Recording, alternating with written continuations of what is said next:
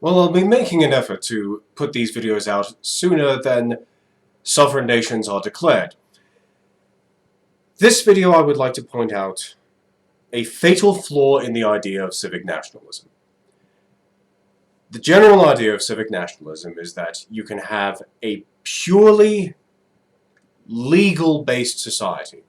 That as long as you have citizenship, this piece of paper that is handed out by the government, and you are loyal to the nation, then everyone can be a citizen. Anyone from anywhere can come and be a citizen.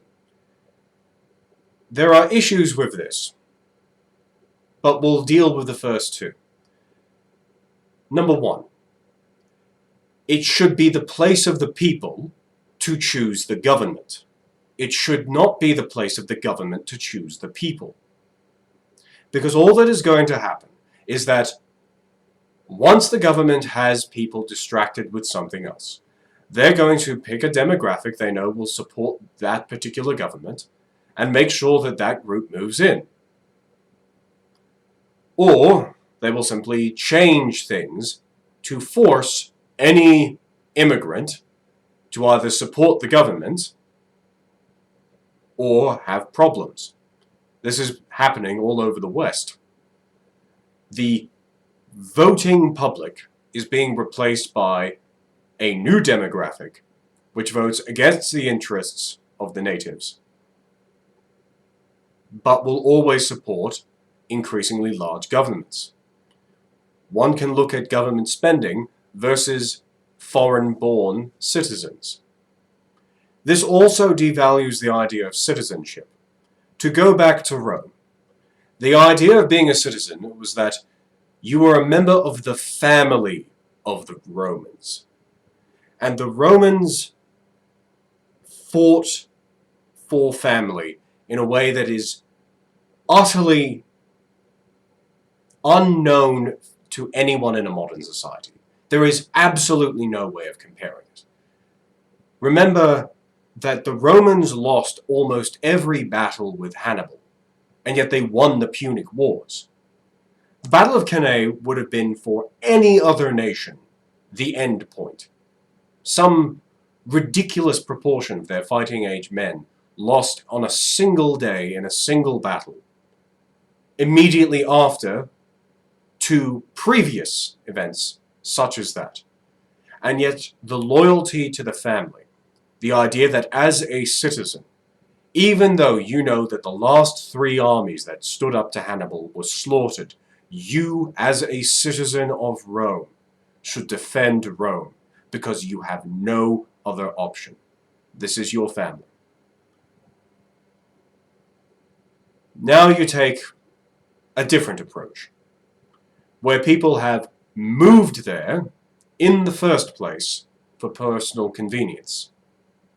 Well, then that means they will support anyone who is in favor of their personal convenience. This leads into the second problem. If you have civic nationalism, you will find a bunch of people who came there because the going was good. There was plenty. It was better than the alternative. What happens if the society in question now has a bad time? Recessions, or in some way, shape or form, something is now expected of those who live within its borders. They will simply abandon you. But now you've crafted systems that depend upon them. They're now the one person who has access to that server. They're now the one person who's available to work on that day. They're now the one person who actually has a relationship with the customer, etc. So you've integrated them into a system, even though they only came to you in the first place because it was convenient for them. You say, oh, well, they'll be loyal to us. But they left their last place. And their last place had their culture, their history, family. Ethnic groups are extended families in a biological sense. It is in the evolutionary self-interest of everyone to contribute to the collective. But if you just throw together people because things are going well, then you'll just find a bunch of mercenaries making up your populace. And as soon as there is any time where it is expected that they will weather the bad times and help lift up this society, well, then they're not going to stay around. They're going to find the next place that they can swear allegiance to. Because you have set the precedent that as long as you swear allegiance, you are a full-fledged citizen, like everyone else. The Roman model seemed to work better, because the Roman model was, you can become a citizen, but you must serve 25 years in the Roman army. That is a very significant portion of time. That is more than enough time for you to be indoctrinated. That is essentially the entirety of your working life. Then again, it didn't exactly work out for the Romans in the long term, because eventually all of your fighting men were foreigners, and all of your fighting men were foreigners who just so happened to be led by other foreigners because you were attempting to speed up the integration. This just means that you had a bunch of Roman-armed foreign militaries who at any point in time could turn upon the Romans, which they did multiple times, leading to the collapse. It would be best if instead of saying anyone can join a group, people were locked into their groups. To a degree, yes, there are certain times when it is necessary to move people around. But when the Poles evacuated Poland, they did not decide, well, we're just going to move to Britain. They moved to Britain as a staging point so that they could reclaim Poland. Currently, what we are having in the West is a discussion on Hong Kong.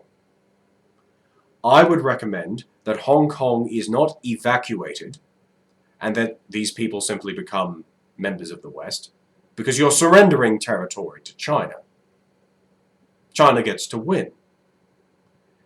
And now you have all of these people who have a different culture, a different history, etc. Would it not be better to use the West as a staging area for Hong Kong being once again populated with the people of Hong Kong? Or shall the endless expansion of the Han Mandarin not be stopped? To put this in more understandable terms, imagine that you have 3 classes, and Class 1 behaves exceptionally well, and Class 1 is going to be rewarded. But you're allowed to go into any class that you want. As soon as everyone hears that Class 1 is going to be rewarded, everyone just moves into Class 1. They had nothing to do with the fact that Class 1 was going so well, but now they get to share in the rewards, which are now more thinly distributed. But then some problem happens in Class 1. The original Class 1 would have dealt with this problem, because Class 1 learned how to work as a group. They learned how to negotiate with one another. They learned how to organize. They came up with a work ethic. Well, now all of these other people, they leave Class 1. What happens to the original members of Class 1? Do they just magically reconstruct the success of Class 1? Of course not, because previously they had been told, if you manage to get your 30 people to all work hard, you'll all be rewarded, and you have accountability to one another. But now they know that if they do that, their reward is going to be taken away by people who had absolutely nothing to do with it, and then those people are going to act entitled and then immediately leave, as soon as Class 1 is expected to do anything. You could not have a more disheartening experience than this.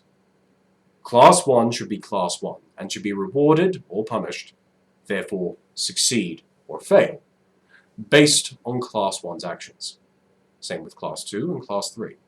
Now, does this mean I'm advocating for nations to never interact? No. Nations have natural resources that other nations don't. This is the idea of trade.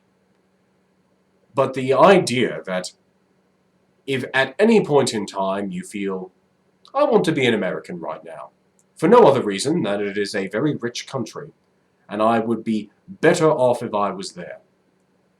This does not mean that you will be loyal to America when bad times come. This does not mean you will be loyal to Australia when bad times come. And as we are all learning, loyalty matters.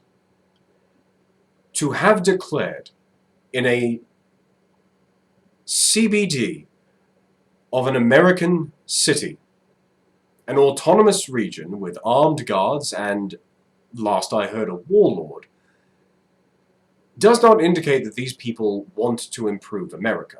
These people want to seize power.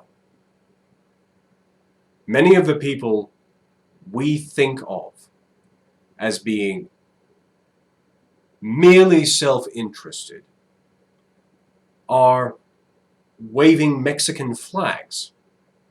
So they're clearly not loyal to the country they've come to. I always emphasize the following point. You must start with what is the goal, then determine methodology. Because most people these days seem to be coming up with a methodology they like, and then specifying a goal that allows them to do so. The goal should be stable nations, which are able to function, which are able to interact with one another peacefully over long periods of time. The current model is not working. The current model was changed in the 1970s. That was when the West decided to open up its borders and attempt civic nationalism. In just 50 years, we have seen more polarization than ever before. When the Japanese are in Japan, the Koreans are in Korea, the Nigerians are in Nigeria, and the British are in Britain, things go along relatively okay. It's when you have British in Nigeria, or Nigerians in Britain, or the Japanese in Korea, that things start going awry. Because now, all of a sudden, rather than having your own bedroom where you're allowed to do what you want, you're not even sharing a barracks. Someone else has just moved into your bedroom. But they still have their bedroom to go back to when it all goes wrong.